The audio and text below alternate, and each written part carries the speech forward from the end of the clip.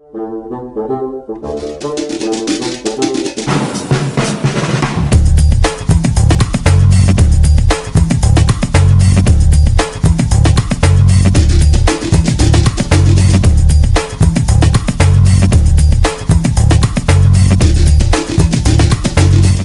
के संयोजन के बारे में पढ़ें। इसके पीछे हम लोग संबंध, फलन, अब फलन में हम लोग फलन का संयोजन पढ़ते हैं। देखिए, फलन का संयोजन जानने के लिए हम चूंकि दो फलनों पे डिफाइंस मान लेते हैं कि माना दो फलन यफ और जी दो हमारे पास क्या है, फलन्स हैं, और यफ फलन ए टू बी डिफाइंस हो रहा है और दूसरा फलन g such that b tends to c defines हो रहा है। तो यदि दो फलन्स यफ और जी हैं तो यफ और जी के सहारे हम ए और सी में संबंध स्थापित कर सकते हैं। ए और सी में क्या, ए और सी में हमारा संबंध स्थापित हो सकता है और ए और सी में जो संबंध स्थापित होगा वह फलनों का संयोजन कहलाएगा और इस फलनों के संयोजन को जी ओ यफ द्वारा निरूपित किया जाएगा। यह जी ओ यफ द्वारा क्या होगा, निरूपित होगा, such that a tends to c, ये ऐसे निरूपित होगा, अर्थात ए से सी में ये संबंध हुआ। यह जी ओ यफ फलनों का क्या कहलाए, संयोजन। फलनों के संयोजन को फलनों के संयोजन को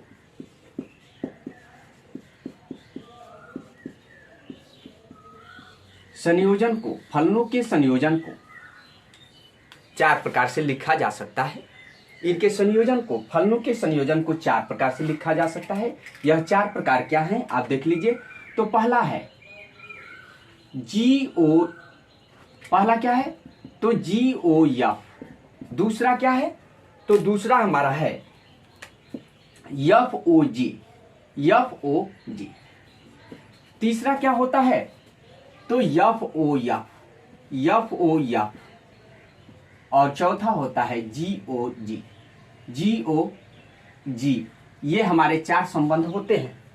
अब आइए इसी में हम लोग क्रम से देखते हैं कैसे इसको निकाला जाता है।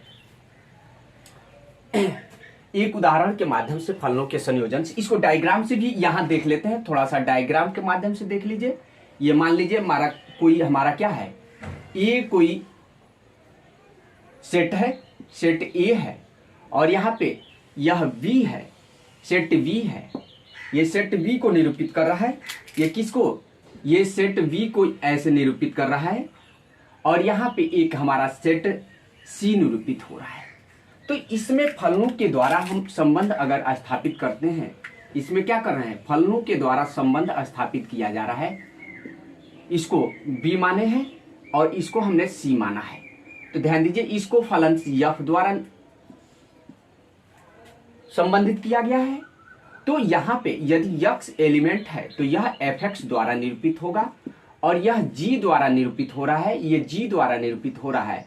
तो यहाँ पे ये क्या हो जाएगा, जी और यफ यक्स यहाँ पे हो जाएगा, जी एफ एक्स हो जाएगा। ये पूरा ऐसे बड़ा ब्रैकेट होगा, और यहाँ पे ये संबंध आपका जो निरूपित किया जाएगा, यह जी ओ यफ द्वारा निरूपित किया जाएगा। ये क्या, जी ओ यफ द्वारा निरूपित किया जाएगा, और यही फलनों का संयोजन कहलाएगा। इसमें आइए एक एग्जाम्पल के द्वारा हम लोग समझते हैं। एक एग्जाम्पल ले लेते हैं कि मानते हैं कि एफ एक्स बराबर, एग्जाम्पल द्वारा, जैसे एफ एक्स इजकल टू दिया गया है, एफ एक्स बराबर आपका दिया गया है, क्या दे रहा है, एफ एक्स इजकल टू मान लीजिए 2x प्लस 1, 2x प्लस 1, और जी एक्स इजकल टू मान लेते हैं, जी एक्स बराबर क्या दिया गया है, जी एक्स इजकल टू दिया गया है आपका, जी एक्स बराबर दे रहा है, जी एक्स इजकल टू है एक्स स्क्वायर प्लस ये एक्स स्क्वायर प्लस 3x। ये क्या आ रहा है, एक्स स्क्वायर प्लस 3x आपका आ रहा है, या दिया गया है क्या, जी एक्स बराबर एक्स स्क्वायर प्लस 3x दिया गया है। तो इस कंडीशंस में एफ ओ जी हम कैसे ज्ञात करेंगे। एफ ओ जी ज्ञात करने के लिए ध्यान दीजिए, क्या एफ ओ जी या जी ओ, एफ ओ जी हम ज्ञात कर रहे हैं। तो एफ ओ जी बराबर क्या लिख सकते हैं, एफ ओ जी को अगर हम लिखेंगे तो F O G equal to हो जाएगा एफ फलन साफ एफ, और उसके बाद से ये हो जाएगा जी इंटू यक्स। ध्यान दीजिए ये क्या हो जाएगा, ऐसे आपका हो गया, ये ऐसे हो गया। तो इसके नीचे अब लिख लेंगे यह क्या हो जाएगा एफ, और जी एक्स के जगह पे जो वैल्यू है वह रख लीजिए। तो क्या हो जाएगा एक्स स्क्वायर प्लस 3x। क्या हो गया एक्स स्क्वायर प्लस 3x, और यह यक्स के वैल्यू में जो यक्स है उसमें पुटअप कर दीजिए। तो पुटअप कर लिए तो ये क्या हो जाएगा 2 इंटू यक्स के जगह पे रखेंगे, यक्स के जगह पे क्या रखेंगे एक्स स्क्वायर प्लस 3x, और प्लस 1 है तो 1 जेव का त्यों रहेगा। यहां से मल्टीप्लाई कर दीजिए तो 2x स्क्वायर प्लस 6x और प्लस 1, ये एफ ओ जी निकल गया। इसे compositions of functions f of g पढ़ा जाता है। इसी प्रकार से आप जी ओ एफ निकाल ले। जी ओ एफ निकालने के लिए ये क्या हो जाएगा, जी ओ एफ हम निकाल रहे हैं, जी ओ एफ यहाँ पे निकालेंगे तो इम्प्लाइड डेट्स इसको क्या लिख सकते हैं, तो इसको लिखेंगे जी, और यहाँ पे क्या हो जाएगा एफ एक्स। इम्प्लाइड डेट्स यहाँ पे इसका वैल्यू पुटअप करेंगे तो एफ एक्स के जगह पे क्या है 2x प्लस 1 है। ये क्या है 2x प्लस 1 है, और यह वैल्यू gx वाले में रख देते हैं। तो यहां से आपका क्या प्राप्त हो जा रहा है, ये आपका प्राप्त हो जा रहा है, ये पुटअप कर रहे हैं तो 2x प्लस 1 का होल स्क्वायर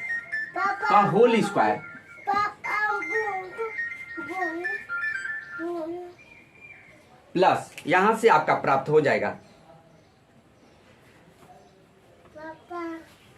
यहां से ये आपका प्राप्त हो जाएगा 3 इंटू, ध्यान दीजिए 3 इंटू ये हो जाएगा 3 इंटू यक्स के जगह पे हो जाएगा 2x प्लस 1। इसको सिंप्लीफाई कर लेते हैं। ये प्राप्त क्या हो रहा है, सिंप्लीफाई करने पे देख लीजिए a प्लस बी के होल स्क्वायर से, तो a स्क्वायर अर्थात ये हो जाएगा 4x स्क्वायर और प्लस 1, और उसके बाद से प्लस 2ab अर्थात 4x, और ये हो जाएगा आपका 6x और प्लस 1। यहां से यह आपका क्या प्राप्त हो गया, GOF प्राप्त हो गया। यहाँ पे इसको एक लाइन और बढ़ा लीजिए, तो बढ़ा देंगे तो क्या हो जाएगा इम्प्लाइड डेट्स ये हो जाएगा 4x स्क्वायर, और ये आपका जुट जाएगा तो प्लस 10x और प्लस 2, ये प्राप्त हो गया। तो यहां से हमने FOG और GOF भी निकाला। इसको पुनः दूसरे एग्जाम्पल से हम समझ लेते हैं। इसको पुनः दूसरे एग्जाम्पल के द्वारा हम लोग इसको और क्लियर करते हैं। तो आइए थोड़ा सा देख लेते हैं दूसरे एग्जाम्पल के द्वारा हम इसको कैसे जानेंगे। तो दूसरे एग्जाम्पल से एक लेता हूं और उसके आधार पे इसको पुनः समझने की कोशिश करते हैं हम लोग। यहाँ पे एक दूसरा एग्जाम्पल हम लेते हैं और उसके आधार पे हम फलनों के संयोजन को और स्पष्ट करने की कोशिश करते हैं। हमें उम्मीद होगा कि आप लोग को समझ में आ रहा होगा, क्योंकि यहाँ से देखिए टीजीटी पीजीटी में भी क्वेश्चंस एराइज किए जाते हैं, प्लस 12th एग्जामिनेशंस में भी क्वेश्चन एराइज होता है। यहाँ से श्योरली होता है कि एक क्वेश्चन निश्चित है कि पूछा जाता है। अब आइए एक दूसरा एग्जाम्पल हम लेते हैं। हम ले रहे हैं कि fx बराबर यदि cos x दिया गया है और एक आपका fx बराबर दिया गया है, fx इक्वल टू दे दिया गया है क्या, fx बराबर आपका दे रहा है fx इक्वल टू दे रहा है, ये ध्यान दीजिए कि fx बराबर दे दिया fx बराबर cos x, और gx इक्वल टू दे दिया गया है, gx बराबर दे दिया गया है x स्क्वायर प्लस gx बराबर दिया गया है आपका gx बराबर 2x स्क्वायर या समथिंग कुछ भी दे दे 2x स्क्वायर। तो ध्यान दीजिए अगर आपसे FOG ज्ञात करने के लिए कहा जाए तो कैसे ज्ञात करेंगे।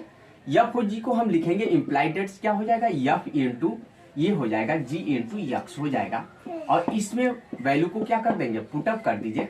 तो gx के जगह पे जो वैल्यू होता है gx के जगह पे क्या है 2x स्क्वायर है, तो पुटअप करिए ये क्या हो जाएगा 2x स्क्वायर। अब ये वैल्यू 2x² किस में, fx वाले फलन में रखेंगे, तो रख दीजिए यहाँ पे। तो रखेंगे तो यहाँ पे देख लीजिए x के जगह पे केवल रखेंगे तो क्रॉस हो जाएगा, और x की जगह पे 2x² लिखेंगे तो 2x²। तो इस प्रकार से यफ हो जी हमने ज्ञात कर लिया। इसी प्रकार से हमको जी ओ यफ भी ज्ञात कर सकते हैं और यफ हो यफ भी ज्ञात किया जा सकता है। आइए इसके कुछ गुणों के बारे में हम समझ लेते हैं कि यदि दो फलन अलग अलग 1-1 हैं तो इनके कंपोजिशंस भी 1-1 होंगे। यदि दो फलन आच्छादक हैं तो उनके कंपोजिशंस भी क्या होंगे, आच्छादक होंगे। और यदि दो फलन एक साथ 1-1 हैं अर्थात 1-1 हैं, ऐकिक आच्छादक हैं, तो इनके कंपोजिशन भी ऐकिक आच्छादक होंगे। हम एक एग्जाम्पल के द्वारा देखते हैं।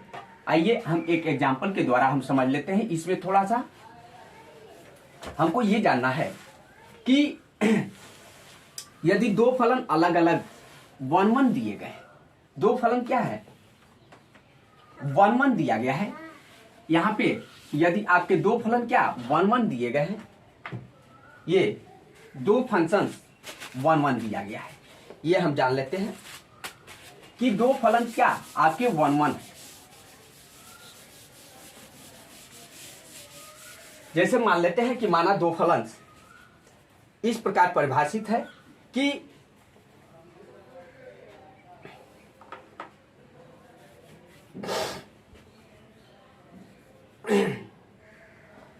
यदि दो फलन f such that a tends to b और कामा g such that b tends to c, ये क्या है परिभाषित है और यह क्या है 1-1 है, आच्छादक है, तो इनके कंपोजिशंस भी अर्थात GOF भी क्या होगा, ये आच्छादक होगा। ये हमको दिखलाना है। आइए हम लोग देख लेते हैं कि कैसे ये आच्छादक होता है। हम मान लेते हैं कि हल में ये मान लिया कि हल कि Z is elements of C। हमने क्या माना Z is elements of C, अतः क्या प्राप्त हो जाएगा, यहां से हमारा प्राप्त हो जाएगा GY = Z हो जाएगा। GY = Z। इसी प्रकार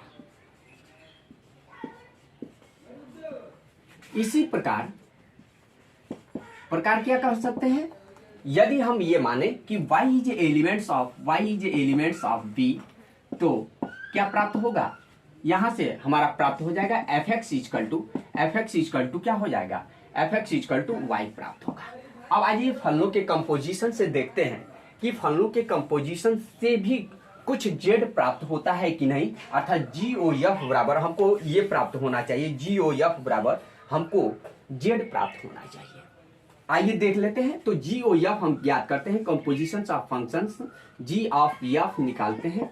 तो इसको लिखेंगे G और यहाँ पे बड़ा ब्रैकेट से लगा दीजिए और इसमें स्मॉल सी fx ऐसे हमने लगा दिया और यहाँ पे वैल्यू रख दीजिए, fx के जगह पे हम y रखेंगे तो ये क्या आ जाएगा g × y आ जाएगा।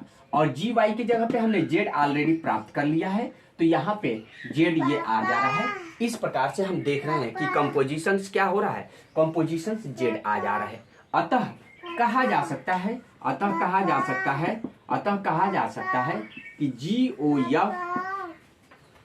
GOF आच्छादक है। ये क्या है, आच्छादक है। ये क्या है, GOF आच्छादक है, आंटू है। ये क्या हो गया, आंटू हो गया। ये GOF आपका क्या हो रहा है, आंटू हो रहा है। यहाँ पे हमने इसको जान लिया कि ये आपका क्या प्राप्त हो रहा है, आंटू प्राप्त हो रहा है। ये GOF क्या प्राप्त हो गया, आंटू प्राप्त हो गया। यहाँ से हमने जाना कि ये क्या प्राप्त हो रहा है, आंटू प्राप्त हो रहा है, आंटू।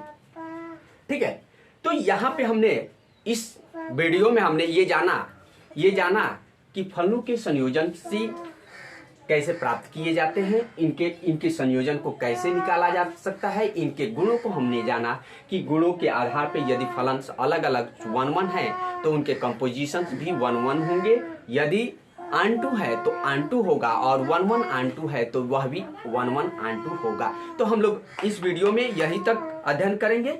इसके बाद से नेक्स्ट वीडियो हम इन्वर्टेबल का देखेंगे।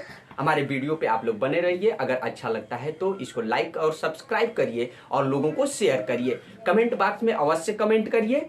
यदि कोई समस्याएं होती हैं तो उसका समाधान अवश्य किया जाएगा। Thank you.